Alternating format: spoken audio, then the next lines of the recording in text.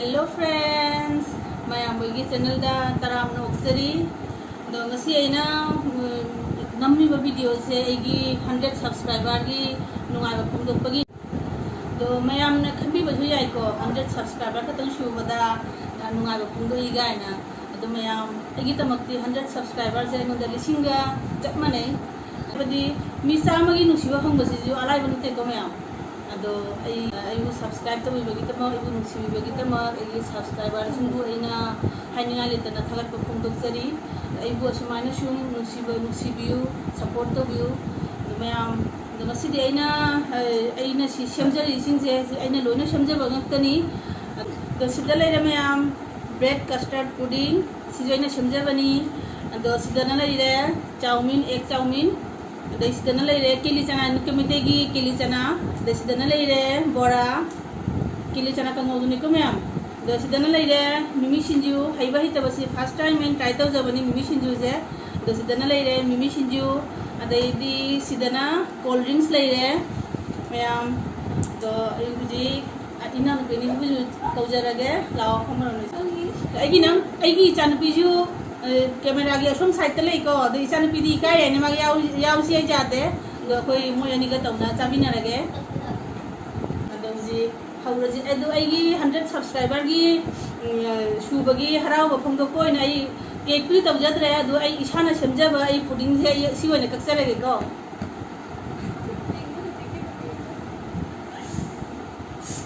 happy 100 subscribers ai channel video bane ile ko mak camera mang da lawa ya dese se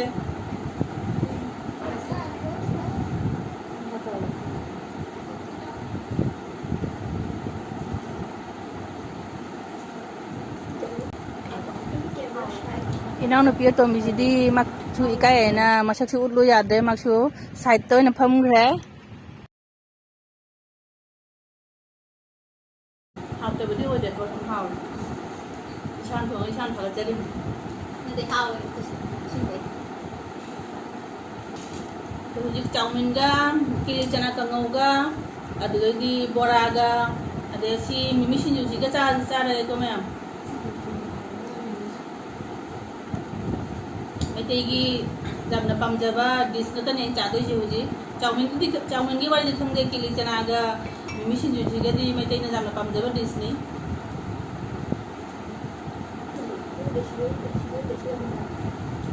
ma'am अना हौजब blog से start तब मतदी अना खनजगी को अगी blog से मीना पाबीब पाबीरोब अना खन्ना हौजबनी मैमना नुसीब उबदे पुनिंगसे थौना हाकट तौरी मैम हराउरी सब्सक्राइबर लिख करीमत करीमत खंदे हराउरी सब्सक्राइबर सिंगु थमोदगी थागत फोंदोक्चरी मैम थैंक यू हाजरी किली चनाजु चाना येंगसी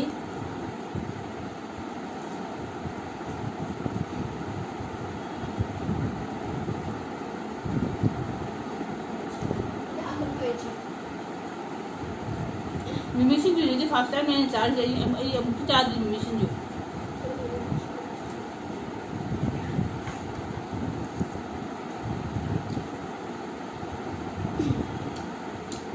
कितना खा रहे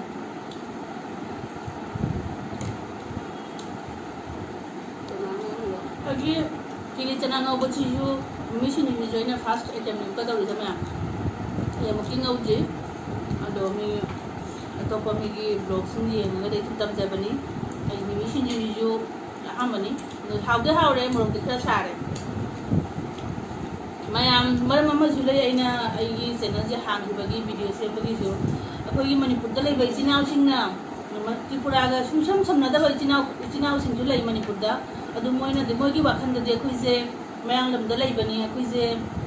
असुम मयांग तमना सुम लई हायना लेरमनी अखोइसे मते लोना करीम त थो अमरोय मतेगी ओकेशन मतेगी प्रोग्राम अखोइसे द खुन मता ना लेबजे मोइ अदु इमेजिन जु तौबंगम दबा मिसु यावरी को अदु फोइदना जु अद लेरमगनी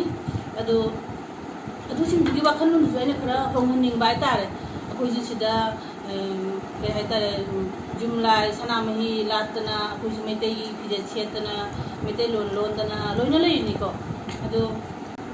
ako'y se sila Tripura se lay mitay lon ra ju kanek idu indra ju sari ta set na sum Bengali man lon na ako'y sum lay yai ko adu ako'y na ako'y ima lon pamjabagi ako'y mitay gi dress ta pamjabagi na ako'y na set ako'y gi tradition do ako'y na ako'y ngakning bagi tat matamak na ako'y na kanek ki set na mitay lon na ako'y mitay gi program ako'y occasion puno ako'y na pagdoy siya do ako'y kanek dut set ako'y set sa basu jay ako'y Manipur dagi pura isi Manipur da sama piba pi do ako'y sida lupa sam na ako'y binalayin ni ko ado ako'y na pambagi na tramayam ako'y na set isi ako'y na kanek dut pura na ako'y set isi ako'y na mitay ako'y ima ako'y gi mitay pijet ta pamjabagi nusi bagi ni ko ako'y na set isi ako'y set sa basu jay sari sari atopa salwar gumba set sum jen di bayay ko ima lebak shuyam nusi mayam adugumba do ako'y na ako'y Manipur da lebay chinaw karagi wakhallon do ina khonghaning ba haitare khonghani adu khanghaning bagi dama aina pe haitare ai gi channel je ina hamjagi bani uchagi aina ako'y sida mitay dubai na chumlai ai do maya adu reason ani su bani aduga aina leli se ke haitare ai whole life ta aina inta uri je aina ai memory oina le hona ba adu ai gi lekai da ai gi imanabi kya ju nushiraba imanabi kya ju hujiti leiki da ju yaure adu moi si matamduga ina hamjaram madi moi ki memory na le hodo ni ko ai ga loina na su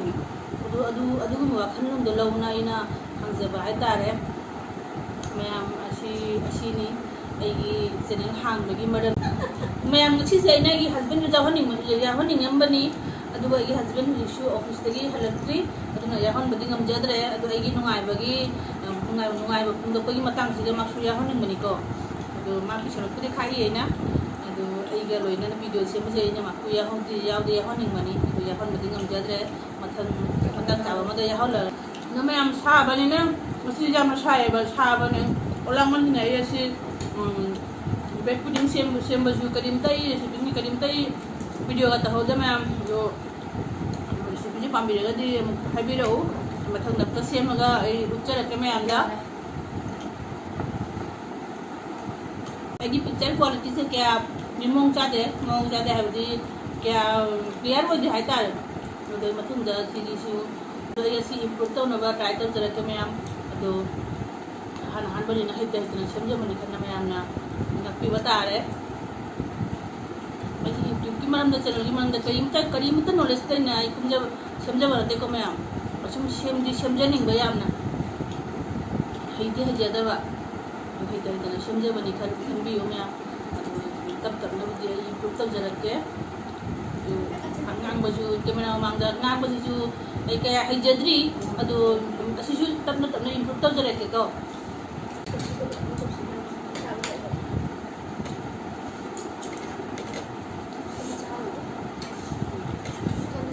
maya mai gi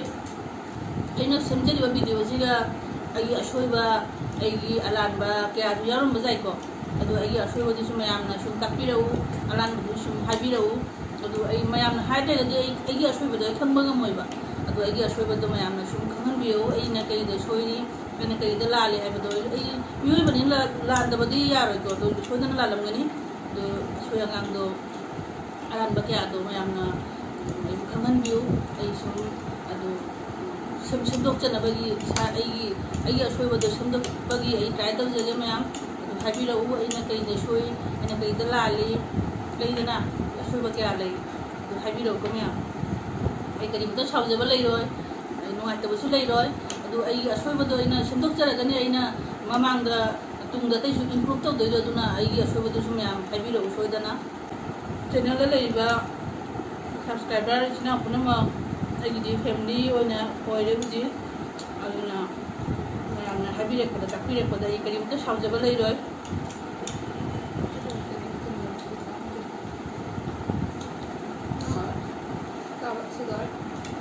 ai bu nusi bagi ai bu support to bagi ni ko ai se ma khoi gi mi ne na khan ai se ma khoi gi bu manu gi mi ne na khan bagi ne bai bu support to bi do aduna ga ai na bu manu gi mi na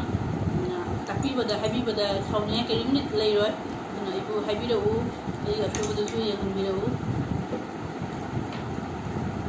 खरा लेमे मोरक से हम सारे नंग हिजाब चालो चावो यादे हरन बिदेनी सुन चाजागे केली चना से खजी खल दईरी जामदे जामदे सिजु लोशलनी पुलिस पुडिंग से साइड थमे कोना चारगे चाउमिन जी लोशले मैम एगी वीडियो से गसी स्वाद से लोशलगे दो एगी एबु नुसिबा एबु सपोर्ट तबुबा सब्सक्राइबर सिंगु हैना हानिया लेदना थागत पपुंग दोक्सरी मतंग दजु सुमाइना सुम सपोर्ट तबुयो